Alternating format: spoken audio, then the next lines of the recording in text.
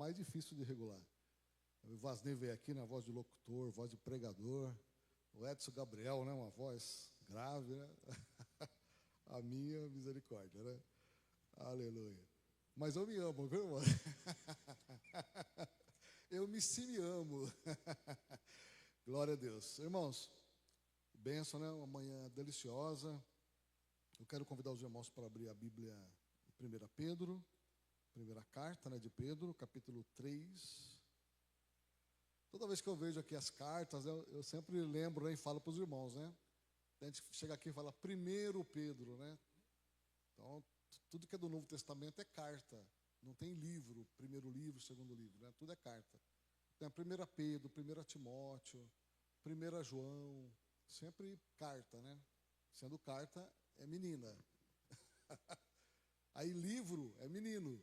Então é 1 Crônicas, 1 Reis, 1 Samuel.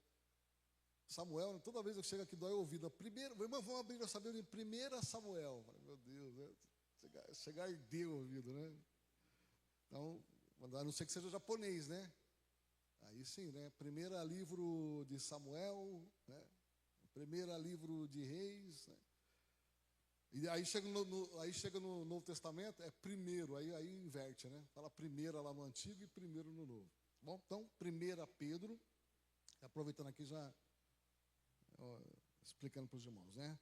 3, versículo 7. Igualmente vós, maridos, coabitai com elas com entendimento. Deixa eu ver como é que está essa tradução aqui. É, coabitai mesmo. Igualmente vós, maridos, coabitai com elas com entendimento, dando honra à mulher como vaso mais fraco, como sendo vós os seus co-herdeiros da graça da vida, para que não sejam impedidas as vossas orações. Amém? Pode sentar. Só vê água para mim, pastor Fernando, que é o diácono. Ô Rafa, traz água para mim lá, meu diácono. A boca já começa a secar, né? Irmãos, deixa eu fazer aqui uma introdução antes de entrar no tema. Ontem, né, os irmãos aqui, o Edson Gabriel já falou, né? Foi um encontro muito bom.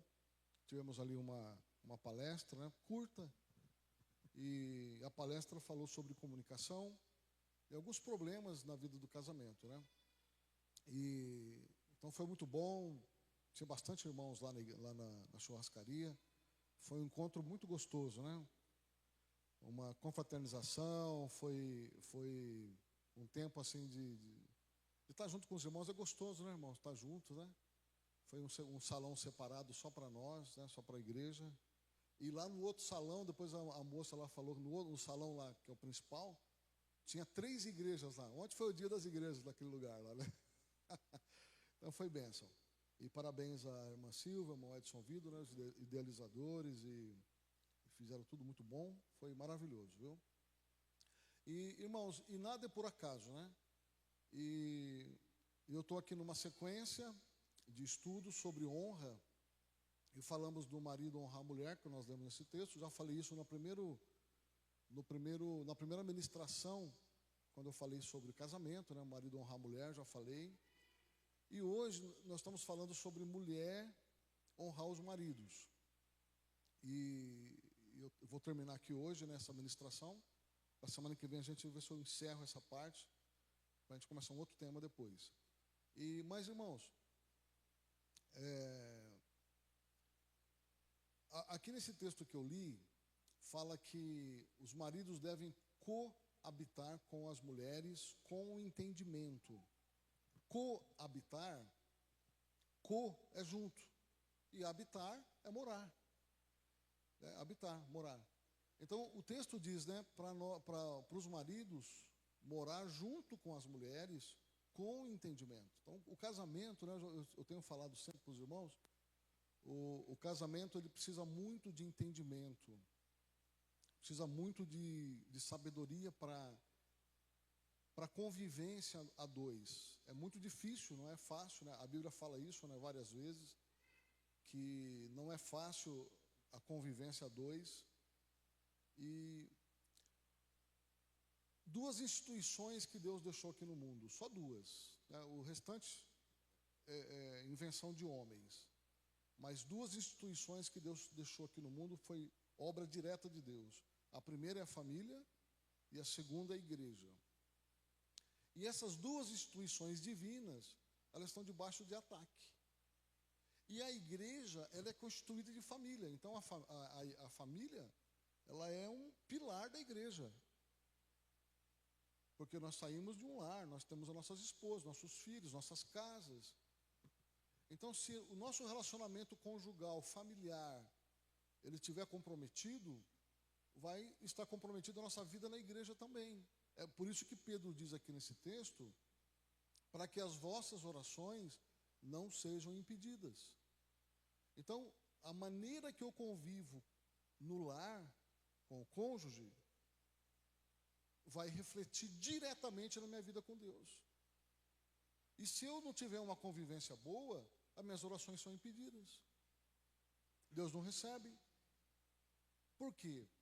Porque, irmãos, uma coisa que a gente precisa entender no cristianismo é que o relacionamento com Deus, que é vertical, depende dos nossos relacionamentos horizontais. É isso que o Edson falou aqui, o Gabriel. Não adianta falar que eu amo a Deus e não gosto do meu irmão. A Bíblia fala que isso é mentira. Isso não é amor. O amor de Deus não habita em nós. Se eu amo a Deus e não amo o meu irmão. E João fala isso. Que é um mentiroso quem diz que ama a Deus e não gosta de A, não gosta de B, não convive com A, não convive com B. Ontem de manhã nós tivemos no encontro de pastores. Eu estou só fazendo uma introdução, viu, irmãos? Eu tenho tempo para ministrar aqui. E ontem de manhã, no encontro de pastores que nós tivemos, e um pastor que ministrou ontem lá, ele falou uma coisa assim tão importante, irmãos, eu gostei muito do que ele colocou ontem lá. Ele falou assim, ó, a respeito do perdão, né? Em cima da palavra do Edson Gabriel. Irmãos, olha como Deus é maravilhoso. Eu fico pensando assim, Deus está no controle do culto, Deus está no comando de tudo. O Gabriel, a palavra que ele trouxe aqui, foi a base do que eu ia pregar. Como está conectado, está interligado, é uma coisa assim, sobrenatural o culto. Então, fica atento, fica ligado aí, que Deus tem muita coisa para falar com você. Já está falando, né? Deus já está falando conosco desde o início. E aí o pastor falou ontem assim, que se eu perdoo alguém que me fez alguma coisa de mal, mas eu não tenho mais convivência com a pessoa, se eu quebrei a convivência, o relacionamento, tem muita gente que fala, eu perdoei, mas não é a mesma coisa, eu não vou mais frequentar a casa, não tem mais amizade e não tem mais relacionamento. Perdoei, mas não tem mais relacionamento. Aí o pastor fez uma colocação que eu nunca tinha ouvido, né? Foi a primeira vez que eu ouvi, tantos anos na igreja, mas olha, interessante, né? Você vai ouvir uma palavra e aprende tanta coisa. Aí o pastor falou assim, irmãos, você imagina quando Deus nos perdoa e ele fala, bom, te perdoei, mas eu não tenho mais relacionamento com você. Eu não vou dar mais o meu espírito para você. Deus faz isso? A gente erra, pede perdão, Deus fala, então tá bom, você errou, então já não tem mais relacionamento com você. Deus não faz isso, né? Ele nos dá o Espírito Santo, que é o veículo que nós temos relacionamento com Deus através do Espírito. Então Deus não retira de nós o Espírito quando nós erramos. Ou seja, não retira de nós o relacionamento. Então quando nós erramos, ou quando alguém erra contra nós, o perdão verdadeiro, ele restabelece a comunhão, restabelece o relacionamento. E é isso que eu vou falar agora aqui. Tá bom? Irmãos, eu fiz aqui um slide, mas não sei se ficou bom. Pois acho que eu vou ter que mudar para a noite. Ficou claro, né? Eu coloquei um fundo escuro. Mas depois eu mudo, então, à noite. Então, vamos ver o que dá para a gente fazer aqui. Ó. Irmãos, então, feito aqui essa introdução, esse texto que eu vou ler com os irmãos, esse estudo que eu preparei aqui para os irmãos, esse texto não é meu. Isso aqui, irmãos, um irmão mandou para mim já faz algumas semanas. Aí eu gostei bastante, é um texto que está na internet, irmãos pode colocar isso aqui na internet, você vai encontrar isso aqui lá. Aí eu procurei a fonte, o livro, sei lá de onde que veio isso aqui, não encontrei. Aí eu peguei, fiz algumas adaptações, pus alguns versículos e fiz algumas adaptações e trouxe para os irmãos. Esse tema aqui, ó, viúva de marido vivo, é um tema assim, é impactante, é forte e é uma vacina para nós. É uma vacina para os casamentos. O que pode acontecer? Casamentos que vão se esfriando e as mulheres, com essa onda de feminismo, isso tem nos prejudicado muito, muito, muito as famílias. O feminismo ele vem em ondas. Começa lá na França, no Iluminismo, na Revolução Francesa, e vem na primeira onda. A primeira onda, irmãos, as mulheres reivindicavam. Interessante, irmãos, eu estava estudando isso, e presta bem atenção aqui, principalmente as irmãs e os irmãos também, é muito importante isso. Às vezes a gente está envolvido numa onda de cultura e a gente não sabe de onde vem. E não sabe também, às vezes, começa a onda, vem e leva a gente não sabe por quê, de onde vem e o que está acontecendo, né? Simplesmente vai. Por isso nós temos aqui a palavra de Deus, a Bíblia, para nos dar norte. A Bíblia é âncora. Quando vem esses ventos de doutrina, esses ventos de cultura, a gente tem que estar baseado na palavra, porque a palavra é que não é o nosso norte, ela é que é o nosso guia. Lâmpada para os meus pés e luz para o meu caminho é a tua palavra, Senhor. E aquelas pessoas que não quiserem receber a instrução da palavra de Deus, a doutrina da palavra de Deus, então, isso é uma outra coisa. Mas a Bíblia tem ensinamentos e a igreja precisa se aplicar aos ensinamentos da palavra de Deus. Então, bem rapidinho, então a primeira onda do feminismo, as mulheres reivindicavam coisas que eram interessantes. Elas reivindicavam, por exemplo, o direito de voto, né, porque as mulheres não podiam votar. Então, era realmente uma sociedade desigual. E elas não tinham muito lugar na sociedade, não tinham direito de cargos eletivos. Então, as mulheres, o papel das mulheres era dentro de casa, cuidando da família, dos filhos. Aí depois veio a Segunda Guerra Mundial, os homens, maioria na Primeira Guerra, depois da Segunda. Aí a maioria dos homens foram para a guerra, morreram lá. As mulheres tiveram que ir para as fábricas. Então, por causa da guerra, as mulheres foram para a fábrica. Primeira vez que a mulher usou uma calça comprida, né, na história, nas fábricas, foi nas fábricas onde os homens estavam na guerra. Então, aí tiveram que usar calça. Primeira vez, quebrando um tabu, quebrando aí uma cultura. Então, as coisas vão acontecendo, e a gente não sabe por quê, de onde vem. E aí elas começaram a reivindicar mais igualdade. Porque, irmãos, elas estavam realmente relegadas a um plano muito inferior na sociedade. Então, essa primeira onda que veio buscar direitos, né, eu achei interessante. Assim como os negros, né, dá para fazer um paralelo com os negros. Nos Estados Unidos, por exemplo, os negros eram proibidos de sentar nos bancos da frente do ônibus. Eles tinham que ficar atrás. E aí teve E isso aí, né, irmãos, foi acontecendo. Tinha bebedouro para branco e bebedouro para negro, bebedouro público. E tinha escrito lá, né, o bebedouro white e black para os brancos. Então tinha separação. E aí uma vez uma negra, irmã, e as igrejas eram segregadas, as igrejas de negro. Até hoje, nos Estados Unidos tem mais ou menos aqueles coral black, né, as igrejas de negro e tal. E aí depois, quando veio o Pentecoste, irmãos, o Pentecoste ele quebrou essas barreiras, segregação racial. Tanto é que o William Seymour, ele era um pastor negro, caolho, que ele trabalhava nas minas e machucou o olho lá, furou o olho. Então ele era um negrão assim. E ele foi um pastor pentecostal nos Estados Unidos. E aí vinha gente branca e recebia o batismo com o Espírito Santo e começou a misturar branco com preto, um negócio diferente, um negócio que nunca tinha acontecido. Chamou a atenção dos jornais, vinha jornal do mundo inteiro ver o que estava acontecendo lá naquela igreja, na Rua Azusa, que o Pentecoste começou a quebrar essas barreiras raciais. Então, aí, só para a título aqui, depois eu mostrando uma ideia do que eu vou falar, eu tenho um pouquinho de tempo. Aí, uma vez, irmãos, uma história, eu esqueci o nome da mulher, ela era empregada doméstica, negra, lá nos Estados Unidos, e ela voltando para casa cansada, voltando do serviço, e ela pegou e sentou, ela estava cansada, e ela sentou numa cadeira de branco, no ônibus, que era na frente. Aí o motorista parou, levou ela para a delegacia, deu parte dela, ela foi presa, porque ela não podia sentar naquele lugar. Ela falou, aí pararam o ônibus, mandaram ela sair do lugar dela, ficar de pé lá atrás, que é o lugar do negro. Ela falou, não vou sair, vou ficar aqui, eu estou cansada, eu não vou sair. Ela não saiu, irmão. Eu esqueci o nome da irmã. Depois os irmãos procuram no Google, vocês vão encontrar essa história. Tem até filme com isso aí, né? E ela não foi. Aí ela foi presa, aí ligaram para o pastor dela chamava Martin Luther King, os irmãos conhecem. Ligaram para o pastor dela, a irmã fulana está presa, porque estava sentada no lugar de branco no ônibus. Aí o pastor Martin foi lá na delegacia, aí começou um movimento, que o pastor Martin ele não queria se envolver em política, não queria se envolver nessas histórias. E aí, quando a membro da igreja dele foi presa, aí ele falou, não vou deixar minha ovelhinha presa, porque eu estava sentado, não ia uma senhora trabalhadora, empregada doméstica.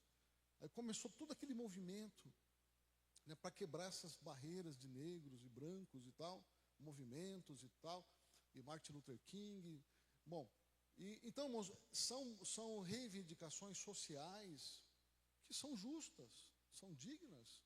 Não já serviu fazer separação de pessoas por causa da cor da pele, ou por causa de outra coisa qualquer. Então, existem reivindicações, ondas que vêm, como essa do racismo, segregação racial, que são justas. E as mulheres começaram também a lutar para ter o seu lugar na sociedade. Aí depois veio a segunda onda, os anos 80, 90, aí elas também queriam destaque na sociedade, elas queriam posições na sociedade.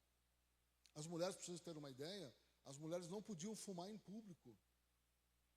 Aí, uma empresa tabagista, né, chamada Philip Morris, né, que é a dona do cigarro Marlboro, e tantos cigarros. Eu trabalhei lá na Philip Morris. E aí, nessa época, a Philip Morris, ela queria vender mais cigarro, mas o público feminino não podia fumar. Aí a indústria tabagista financiou, pagou mulheres modelos, mulheres bonitas, para sair numa marcha. Eu não lembro se era Ação de Graça nos Estados Unidos é forte, ou se era 4 de julho, não lembro. Eu sei que era uma festa da cidade lá do país, e eles pagaram as mulheres bonitas, e elas saíram fumando no meio do povo. Aí eles foram fotógrafo lá, na época não tinha fotógrafo, saiu na primeira parte do jornal, as mulheres bonitas, fumando, elegantes. Então, para aquilo, foi uma quebra de tabu tremenda, as mulheres fumando em público, e foi, irmãos, um estardalhaço, imagina a briga que teve. Capa de jornal, porque eles pagaram para sair na capa de jornal as mulheres fumando, para incentivar a propaganda. Então, está estudando sobre propaganda, a maneira de incentivar e de influenciar pessoas. Então, tem toda uma indústria por trás. E aí as mulheres começaram a fumar e ganhar espaço, e podia fumar em público e tal. Então, essa foi a segunda onda. Aí veio a terceira onda, a partir dos anos 90. Aí, irmãos, eu creio que os dois movimentos, as duas ondas, elas lutavam por coisas que eram justas. Agora as mulheres começaram a lutar por outras coisas. Elas começaram a lutar para que as mulheres se destacassem, que elas pudessem ter o sexo que elas quisessem, liberdade sexual, liberdade de aborto, divórcio, né? Na época não tinha divórcio. Então as mulheres começaram a lutar, só que o divórcio foi na segunda onda, para ter liberdade para divorciar, casar com quem quiser, quantas vezes quiser, ter a vida sexual livre. E aí a terceira onda veio com aborto e tal, meu corpo, minhas regras e tal, e tal, e tal. Então, bem rápido aqui nessa introdução, então essa onda cultural invade as igrejas, invade o país, invade o mundo. E aí nós temos que estar atentos, irmãos, para que a nossa fé, ela não seja violentada com esses costumes, com essa cultura. Se o que estão lutando é justo e está dentro da palavra de Deus, a gente apoia a luta, a gente apoia a mudança. Mas o que está fora, aí é perigoso. Então essa terceira onda do feminismo, aí tem mulheres, né, Simone Beauvoir, Judith Butler e outras mulheres aí que são exponenciais nessa área. E, irmãos, esse descolamento do papel da mulher no casamento tem trazido problemas para o casamento, rupturas no seio familiar. Então, é sobre isso Eu quero falar um pouquinho com os irmãos hoje. Já encerrando aqui, né, minha parte da mulher. Semana que vem eu vou falar sobre honra às autoridades eclesiásticas e eu já vou encerrar aqui. Glória a Deus. Agora ficou melhor. Ótimo, Lucas. Aí, Lucas. É benção, meu irmão. Então, vamos lá. Então, irmãos, o tema é isso aqui. Introdução, ó. Melhor é serem dois do que um, porque tem melhor paga do seu trabalho. Porque se um cair, o outro levanta o seu companheiro. Mas ai do que estiver só, pois caindo não haverá outro que o levante. Eclesiastes 4, 9 e 10. Deus disse que não é bom que o homem esteja só. E Ele que fez o casamento. Foi Deus que criou o casamento. E Deus criou a mulher para complementar o homem. O que faltava no homem, Deus deu para a mulher. Então, isso é um casamento. Os dois juntos são fortes, porque o que um não tem, o outro tem. E são papéis, irmãos, diferentes do homem e da mulher. Não adianta a mulher querer ser igual ao homem, que vai dar problema. Igual o cachorro ser igual ao gato, não vai dar certo. Cada um tem as suas peculiaridades. Cada um tem o seu papel. E se cada um desempenhar bem o seu papel, quem ganha é a família, os filhos. Nós vamos ver aqui, irmãos, situações práticas. Por isso que eu gostei desse texto, porque traz situações práticas do que acontece com a mulher tola. E digo para as irmãs, não é ataque nenhum às irmãs, é uma vacina. Tenho certeza que a maioria de vocês são sábias, porque vocês são crentes, têm a palavra de Deus, vocês têm ensino do céu. Tem o Espírito Santo que guia vocês. Então, que seja isso aqui, irmãos, uma vacina para nós, tá? Deixa eu ver se vai aqui. Pode passar, Lucas, que não está indo. Olha, então, irmãos, são 9 situações. São 9 atitudes dentro de um casamento de uma mulher tola que ela é viúva de um marido vivo. Ou seja, ela é casada, o marido está ali, mas olha as situações da vida dela. Ó. Ela o ignora. Ela toma decisões sem levar ele em conta. Sai de casa e ele só fica sabendo que ela saiu quando chega e vê a casa vazia.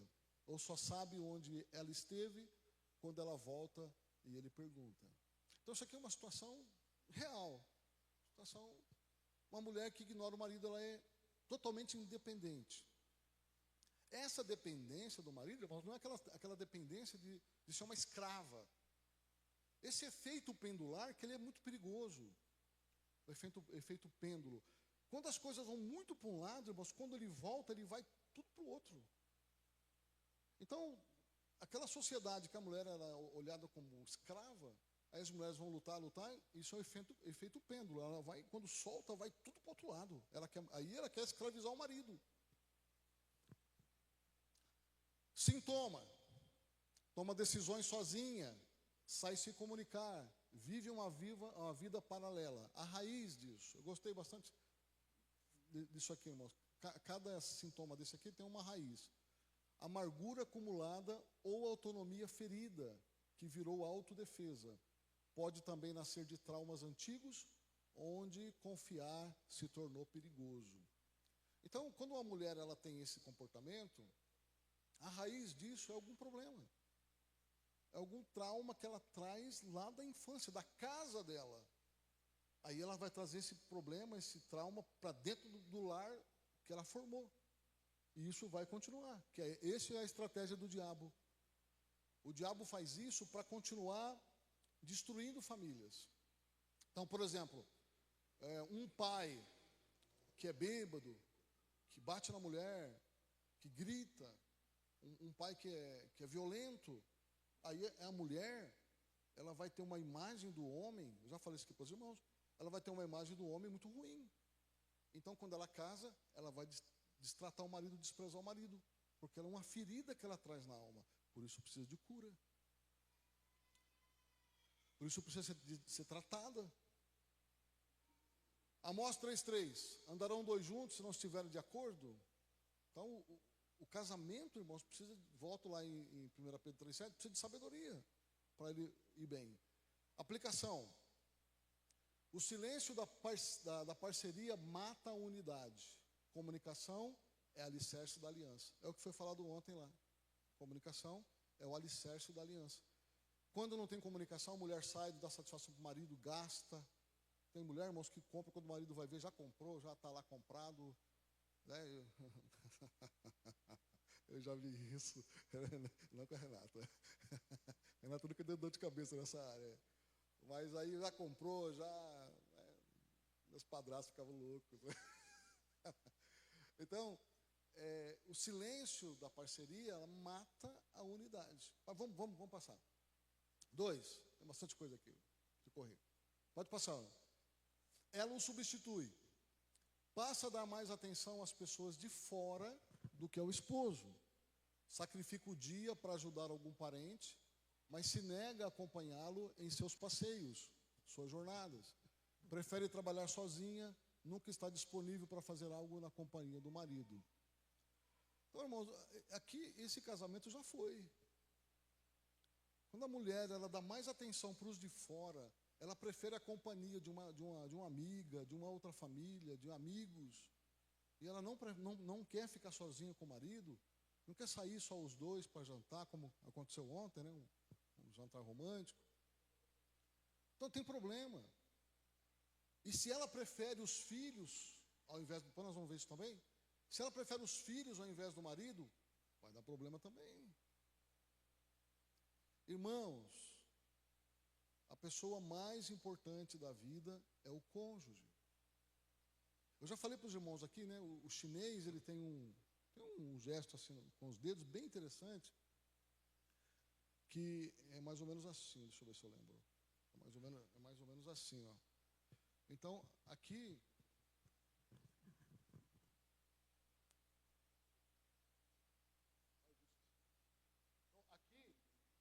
são os pais. Então, os pais se separam.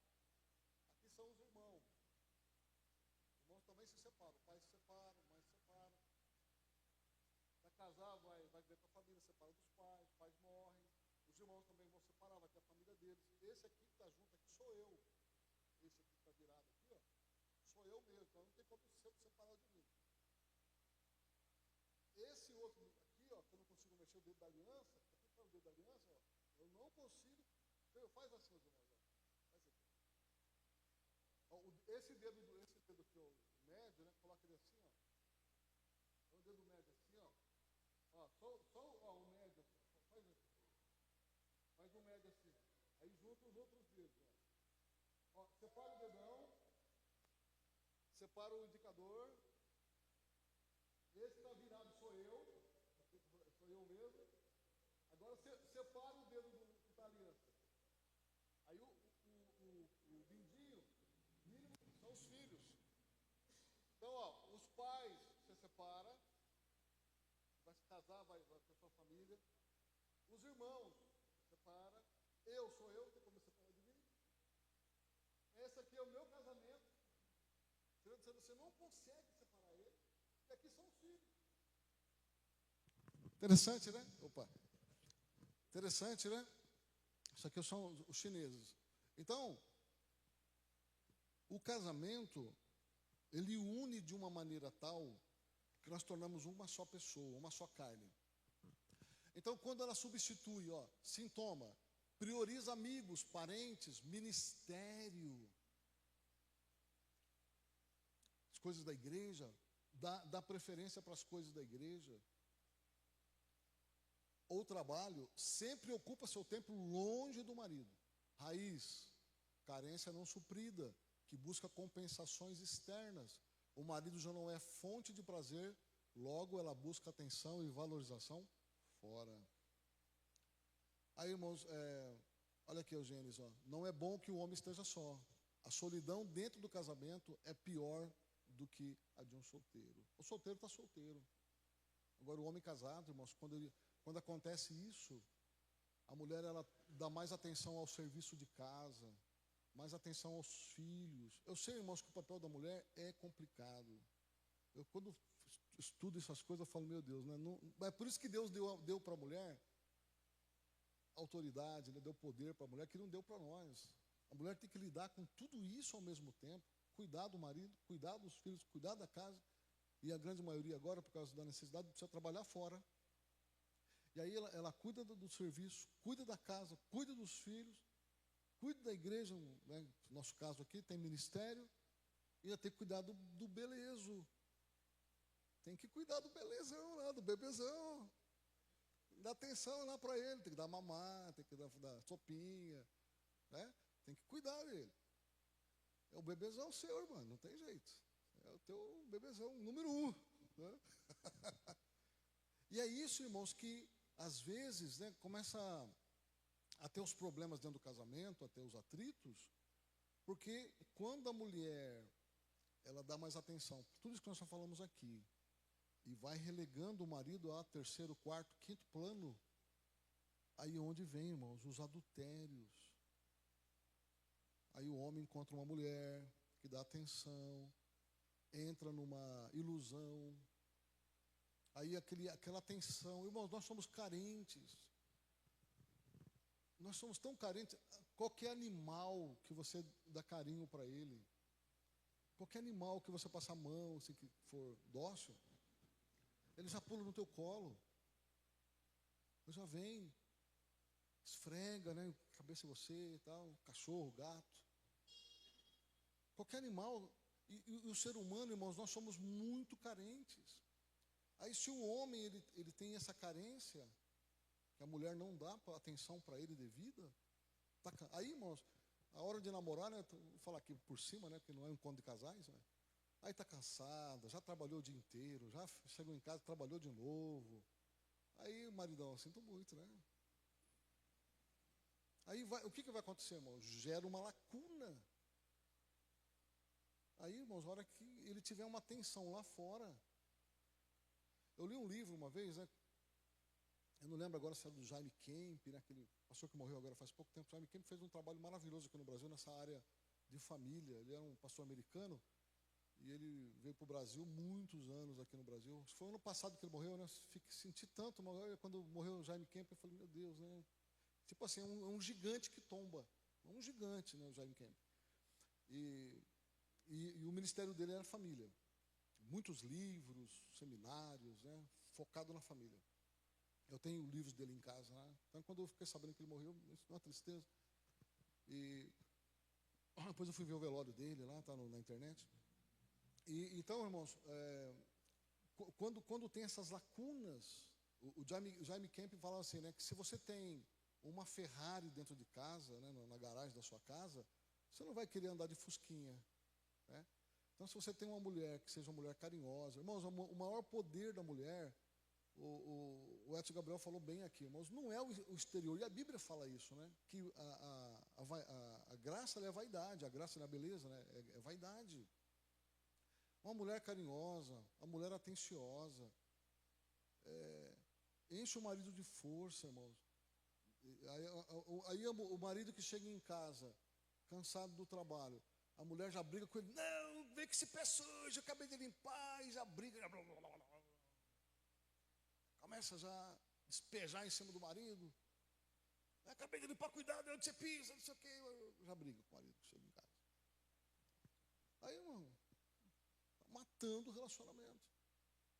Aí a mulher que já recebe o marido com um beijo, né, vai lá, dá um abraço nele, né, já prepara um cafezinho para ele, uma mesinha lá, tudo arrumadinha. Oh, aleluia, né? Ó. Aleluia. Irmão, o pastor falou ontem lá, né, que a mulher elogiou ele, né, sentiu o Superman. E é isso.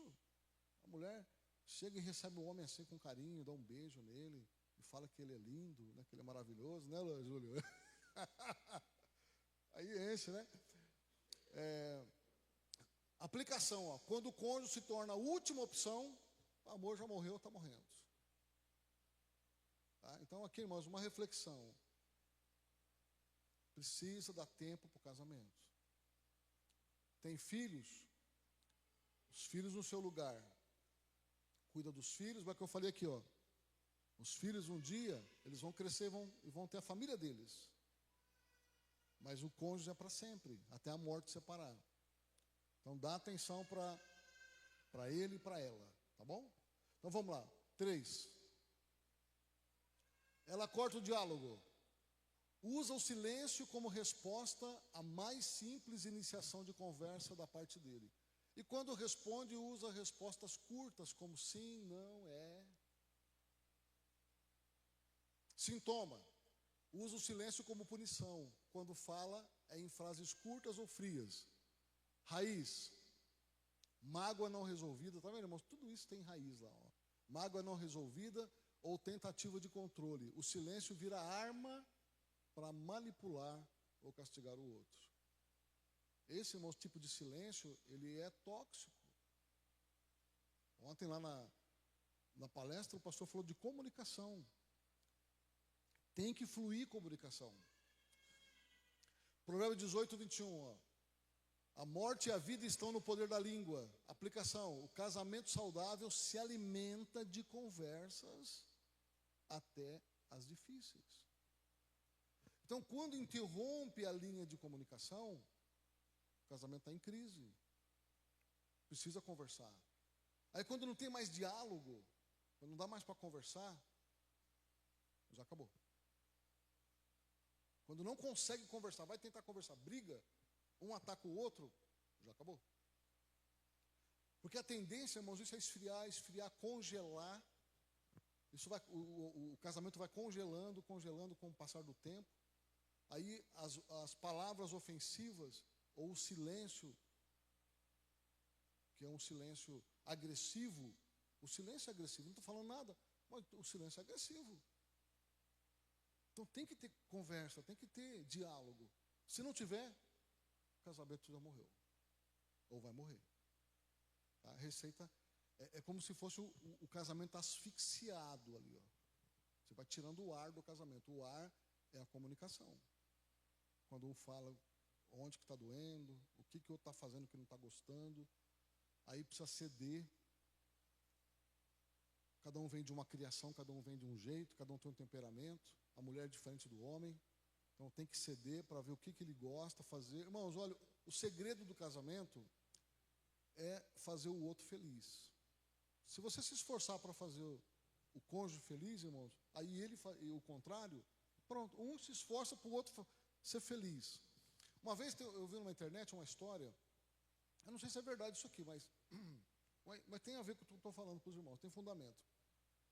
Lá, não lembro se era 75 anos, né, que é a boda de diamante, 75 anos de casamento, né, 2 velhinhos. E aí perguntaram para eles, né, assim, qual que é o segredo de tamanha longevidade no casamento? O que vocês fizeram para ir tanto tempo assim, né? Aí ele falou assim, é interessante, né? Ele falou assim, ó, a vida inteira ela me deu o bico do pão. Hoje não, né, irmãos? Cada um tem um pão francês, o pão francês individual. Mas antigamente era o bengala, né? Pão bengala. E pouca gente gostava do bico. A parte do meio era mais gostosa, né? Então o bico era mais seco, o pão bengala. Aí ela falou assim, a vida inteira ela me deu o bico do pão e eu comi. Até um dia que eu descobri que nós descobrimos, né, que eu não gostava do bico do pão, mas eu comia porque ela me dava com tanta alegria. Eu comia o bico do pão a vida inteira. Tá vendo, irmão? Aí ela falou, mãe, por que você não me falou, né? Eu amo o bico do pão. E eu dava para você, porque é a parte do pão que eu mais gosto, é a minha predileta. Então eu dava para você, porque eu gosto tanto. Então eu vou dar a parte que eu mais gosto para o meu marido, honrando ele. Aí ele não gostava do bico, mas comia porque ela dava com alegria, dava com prazer para ele. Então, para não perder a alegria dela. Então, irmãos, é isso, né? De ceder, de fazer o outro feliz, buscar a felicidade do outro. Aí vamos lá, 4. Ela corta a intimidade, ó, evita beijo, toque, carinho, sexo. Quando faz o sexo, deixa muito claro que é só uma obrigação, como forma de manipulação. Aqui, irmãos, né, não vou entrar muito nesse detalhe aqui, mas a gente, né, sou pastor já há muitos anos, né, passei por muitas cidades. Irmão, é a mesma história sempre. É a mesma história. Quando falta, irmãos, o sexo no casamento, também está morrendo. Quando é por obrigação, conforme está ali, porque a intimidade, irmãos, é de Deus, foi Deus que criou o sexo. Então, o sexo é uma forma de intimidade, irmãos, mais profunda que existe. Então, dentro do casamento, ele é bênção de Deus, ele é aconselhado. Paulo fala, não vos priveis um ao outro. Tem um capítulo inteiro de Paulo, né, 2, 7 e 8 de 1 Coríntios, falando sobre casamento, dando instrução sobre casamento. E Paulo fala sobre isso. Que o corpo do homem não é dele e o corpo da mulher não é dela. O corpo dela é dele e o corpo dele é dela. Paulo fala, então, não tem meu corpo, minha regra. Não, o corpo dela é do marido, o corpo do marido é dela. Olha que interessante, né, irmão? Olha a Bíblia. Coisa linda, não tem problema. Não vai ter nunca conflito. É direito dele, direito dela. E aí quando usa, né, o sexo como arma, como manipulação, não como prazer, aí o casamento está em risco. E é interessante, irmãos, que a gente faz palestra para jovem para não ter sexo, para não ter intimidade durante o namoro, o noivado. Aí tem que ensinar eles, dar palestra, irmão, se separa, não fica sozinho no carro, não fica sozinho na casa, não fica sozinho, não. Aí casa, irmão, fica sozinho com ela. Fica sozinho, aí pronto, aí casa, já não quer mais ficar sozinho com o marido. O ser humano é tudo o contrário. Quer sair com os amigos. É gostoso sair com os amigos, mas tem que ter um momento do casal. Aí quando a mulher não quer mais sair sozinha com ele,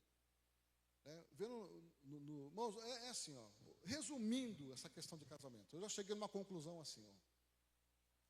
Um casamento, para ele perdurar, como esse casal que eu falei, com 75 anos de casamento, não pode acabar o namoro. É simples. É só continuar o namoro.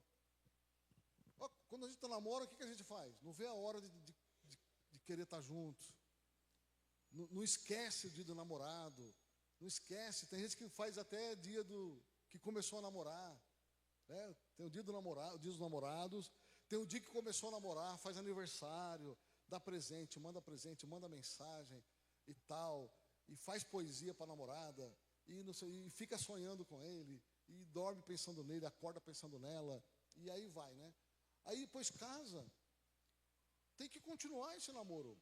De sair para tomar um sorvete, sair para comer uma pizza, sair para passear, para ir no parque. Aí depois casa, irmãos, acaba tudo isso. E aí o casamento vai esfriando. Olha só, sintoma, evita carinho, toque, beijo, sexo. Tudo isso a gente fala para evitar no namoro.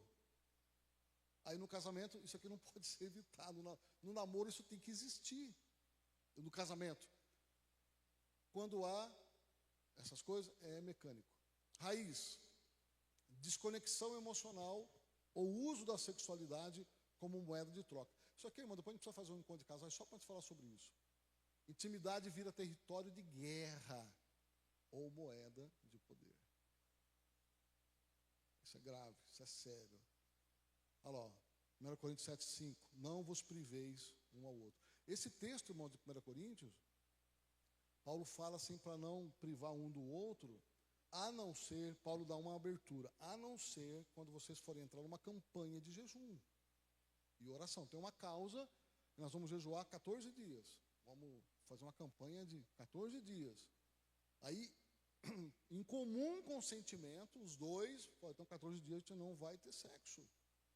Porque é o jejum. Consente, precisa, é uma campanha para tal coisa, tal propósito. Aí Paulo diz, né, está escrito aqui, depois vamos ler lá 1 Coríntios 7. Aí os dois consentindo, aí sim, fica longe. Mas aí Paulo fala, terminando a campanha de jejum, voltem a se reunir, né? Voltem a se unir. Aí ele fala, para que Satanás não vos tente pela vossa incontinência. Algumas traduções trazem incontinência. O que é incontinência? Incontinência é quando você não consegue conter.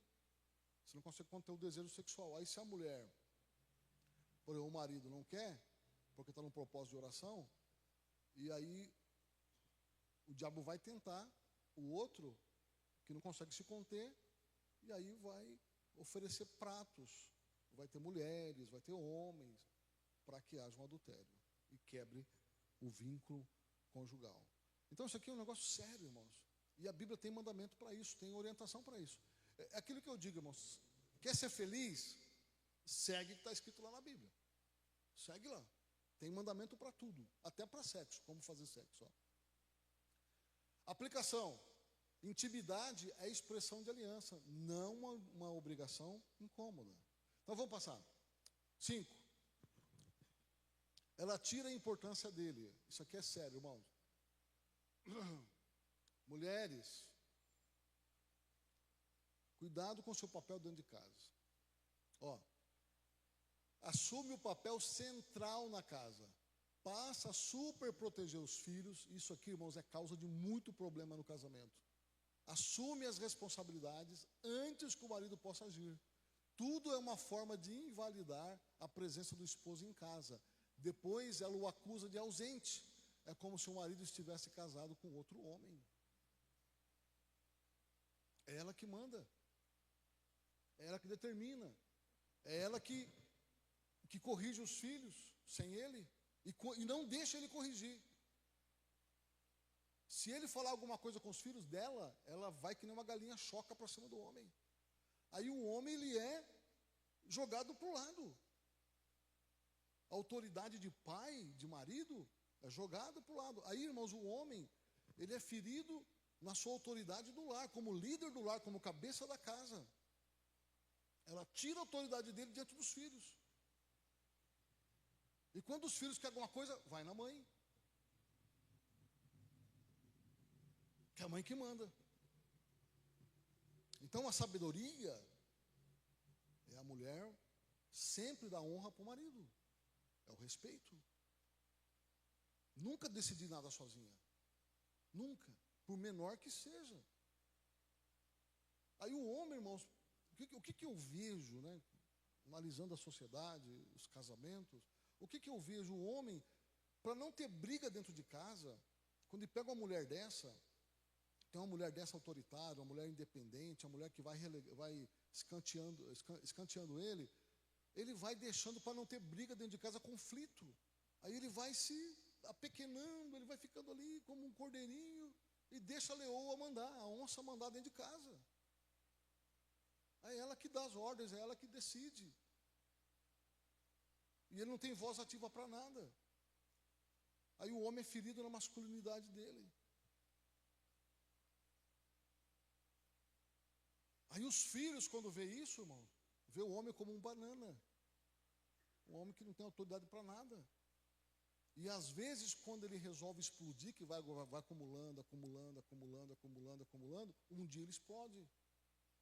Aí, como diz, né? A casa cai. Literalmente, né? A casa, a família desmorona.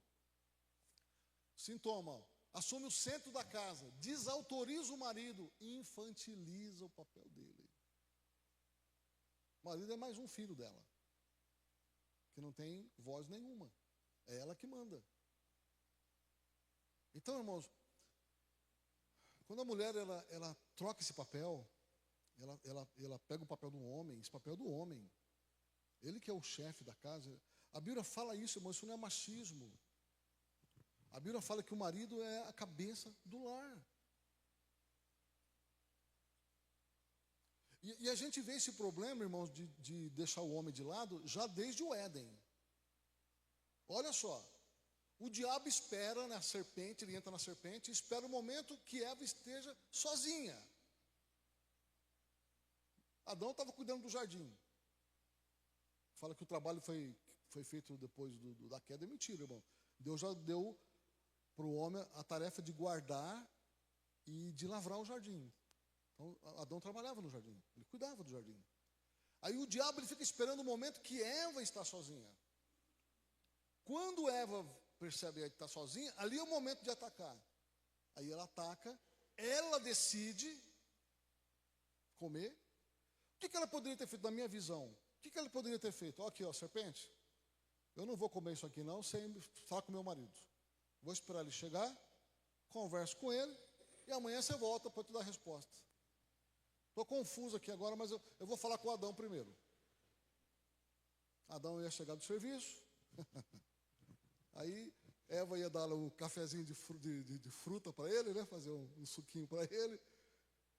Ô, Adão, seguinte, ó, hoje a serpente conversou comigo. Ela falou sobre aquela árvore lá do conhecimento. Ela falou isso. O que você acha, Adão? Pastor Júlio, se ela tivesse feito isso simples assim, nós não estaríamos aqui do jeito que nós estamos.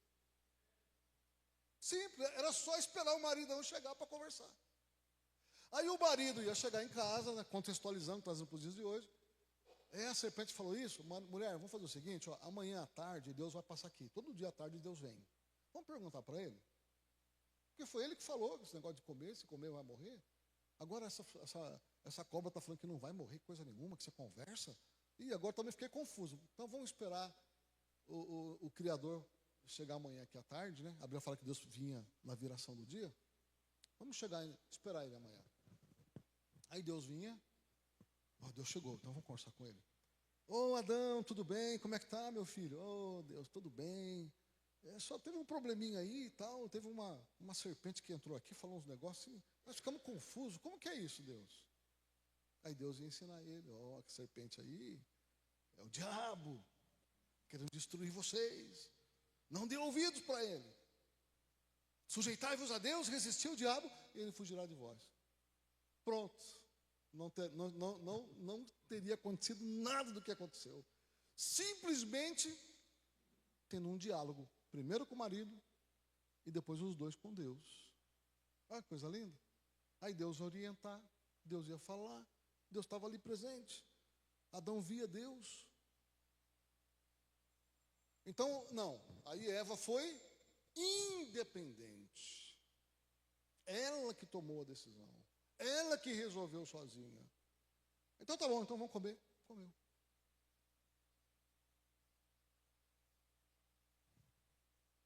Está vendo, irmãs? Está vendo? Converse com seus maridos. Não se precipitem, não faça nada que não seja junto com ele. Tome decisões com ele. Continuar aqui. Raiz, orgulho ferido sempre vem, né, irmãos? Competição velada, né? Competição escondida. Ela vê o marido como rival, não como parceiro.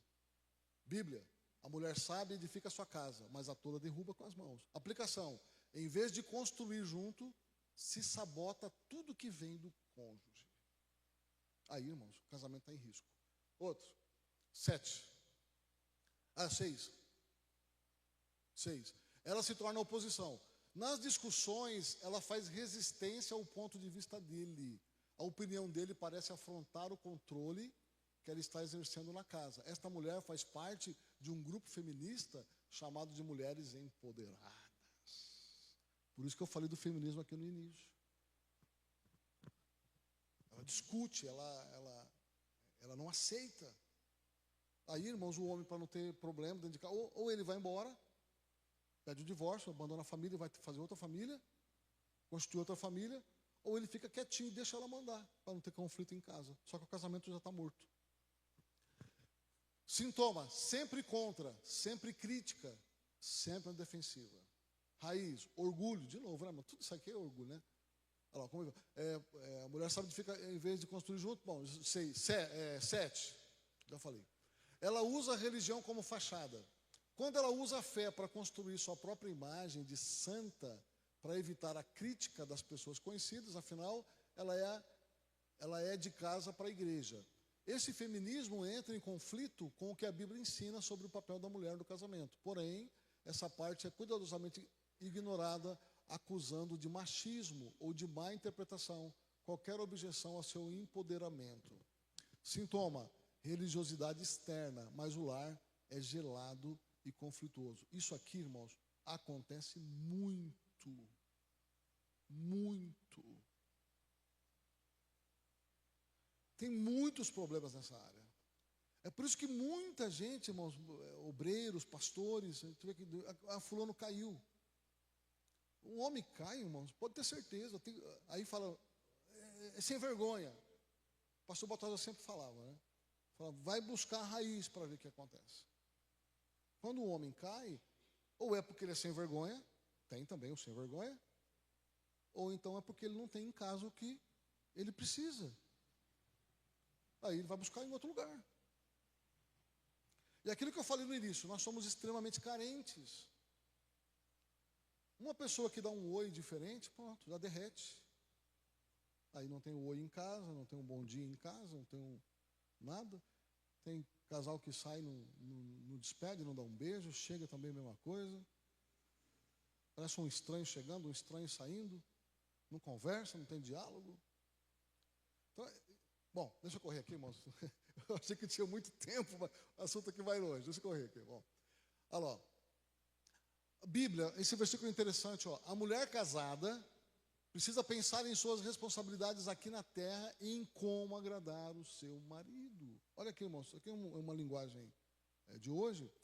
Mas a mulher casada, o objetivo dela é agradar o marido. Olha, irmão, isso aqui é um mandamento. Bom, a santidade verdadeira começa no quarto, na sala, no casamento. Vamos. 8. É isso.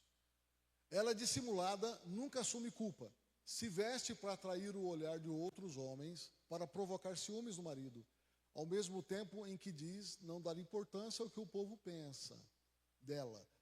Ela cuida muito bem da sua imagem. Ela vai aceitar elogios, cantadas, se fingindo de desentendida, de sem maldade. E ainda vai dizer que o marido não dá atenção, outros dão. Não considerando o que quer que o marido lhe faça. Nas palavras dela, o que acontece com ela é e sempre será culpa do marido. Sintoma. Provoca ciúmes, se vitimiza, busca elogios externos, culpa o marido por tudo. Raiz, carência de identidade curada e orgulho defensivo. Precisa ser vista e valorizada, ainda que de forma doentia. Isso aqui, irmãos, que vai longe. Eu não vou pular aqui para a gente terminar. Bíblia. O coração... Bíblia. O coração do seu marido confia nela. A mulher sábia do capítulo 31 de Provérbios. A mulher virtuosa edifica com integridade, não com dissimulação. Então aqui, irmãos, aquela mulher que põe roupa curta, mulher casada, roupa apertada, roupa mostrando aí partes do corpo, ou salientando parte do corpo. Não pode. A Bíblia fala para a mulher se vestir com modéstia, com pudor. Roupas apertadas, curtas, coladas. Isso não é da mulher de Deus. E principalmente da mulher casada. Aí o homem também que permite a mulher sair desse jeito, irmão, também vai o quê? Vai receber cantada na rua. Olhares, não adianta ficar bravo. E se ela gosta disso, de ser olhada, isso é sério, viu, irmãos? E acontece. Se ela gosta de ser olhada, admirada na rua, isso é um problema. Bom, correr. 9, para finalizar.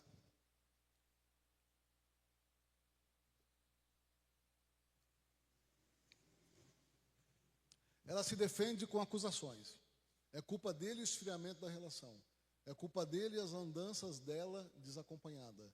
Como se fosse papel do homem seguir a mulher em suas jornadas semanais, para motivos justos ou supérfluos. É culpa dele que ela tenha assumido o controle de tudo. É culpa dele qualquer coisa que ela vier a fazer. Ela está preparada para o pior, culpá-lo do que ela bem fizer. Sintoma. Toda a culpa é do marido. Tudo que ela faz é justificado por falhas dele. Raiz. Cegueira espiritual. Vício na autoproteção. Ela não quer mudar, quer justificar-se. Aí a Bíblia aqui, ó. Porque vês o cisco no teu olho, no olho do teu irmão, e não reparas na trave do teu.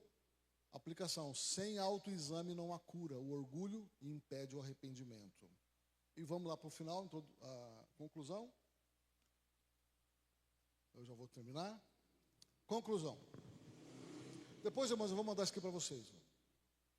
A viúva de marido vivo é um sinal de alerta, não é uma sentença final. Deus ainda cura, transforma e reconstrói lares. O casamento é uma planta, se parar de regar, morre. Mas se regar de novo com verdade, perdão e humildade, ele volta a florescer. Não se trata apenas de corrigir a esposa, mas de inspirar ambos os cônjuges a refletirem. Estou matando o meu casamento com meus comportamentos?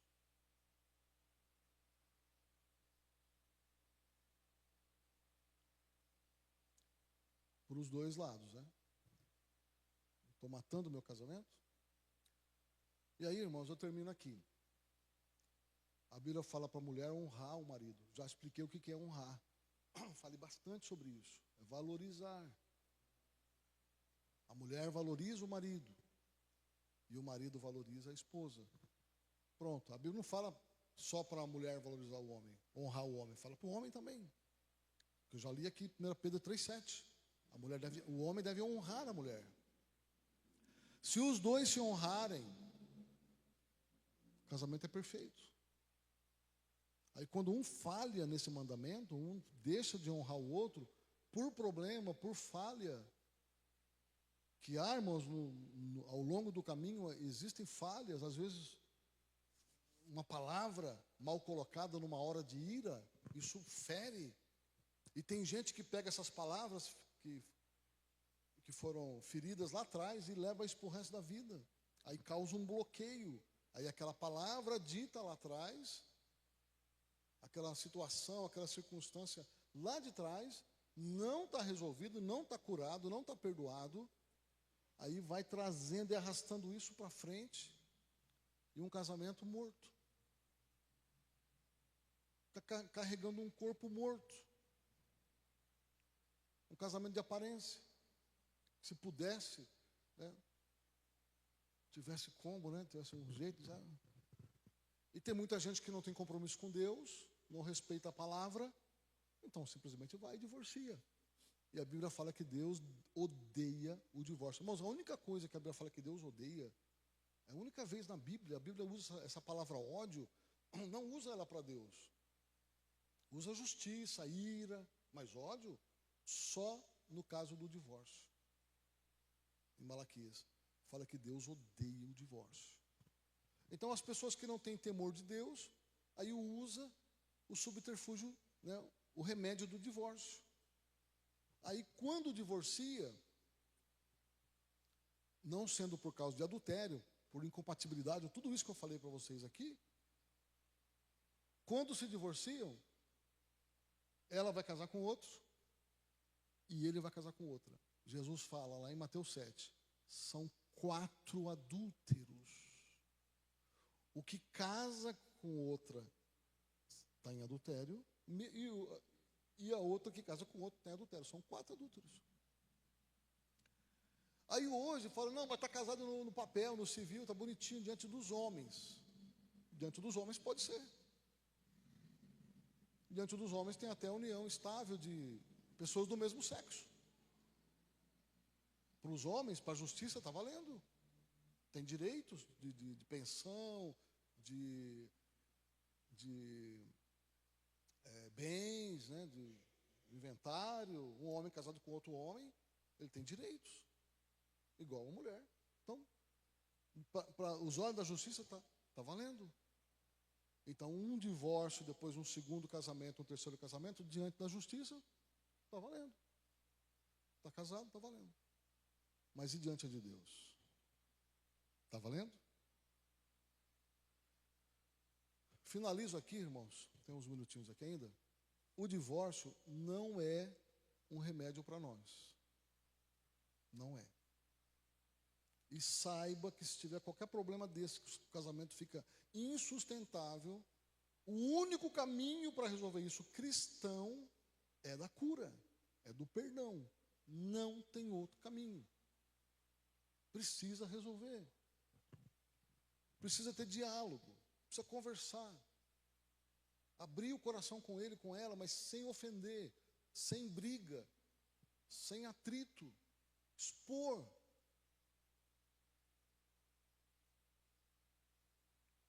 E aí resolver. Para que o casamento, irmão, seja feliz e volte àquele estado do primeiro amor, né? Que era muito bom, né? Não via a hora de estar junto, não via a hora de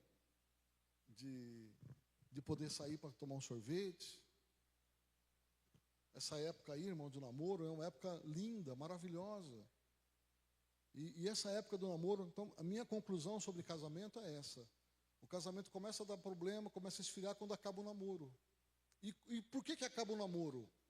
Com problemas de filhos, atitudes dessas que eu estou mostrando para vocês.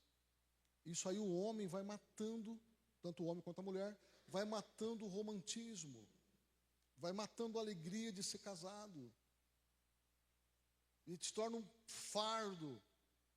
Aí tem pessoas, já estou encerrando, conheci pessoas assim, que vai arrumar alguma coisa para fazer para não ir para casa. Então trabalho durante o dia, e se para casa com aquela jararaca,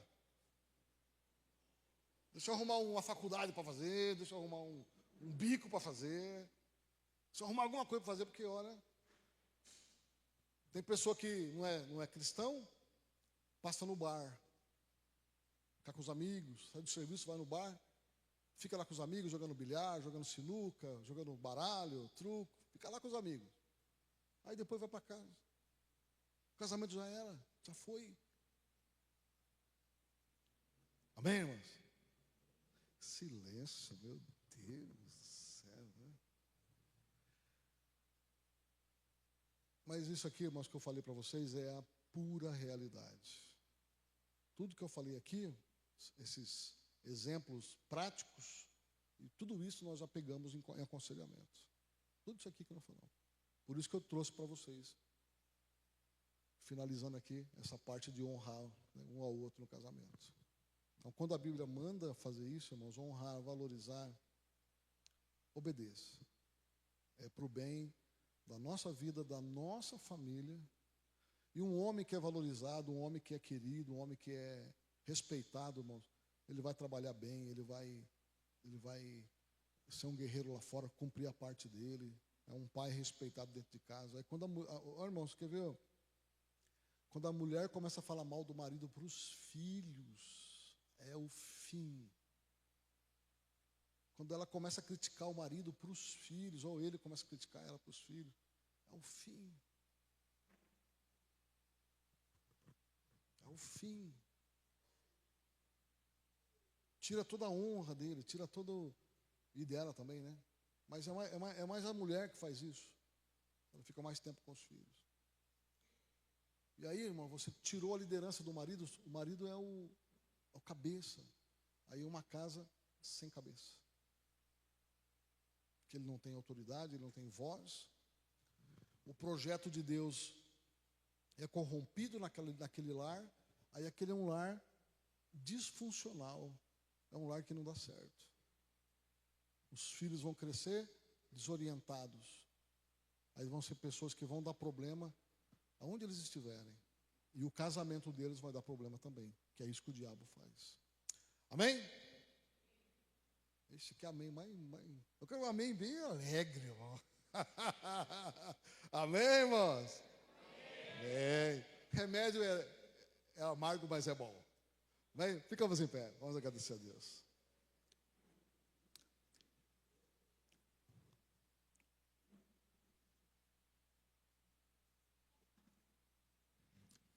Senhor meu Deus, em nome de Jesus, Pai, te louvo por esta manhã, por esse estudo sobre famílias, que já começamos desde ontem, meu Deus, a ouvir sobre esses ensinamentos tão gloriosos e ricos para as nossas famílias, nossos casamentos.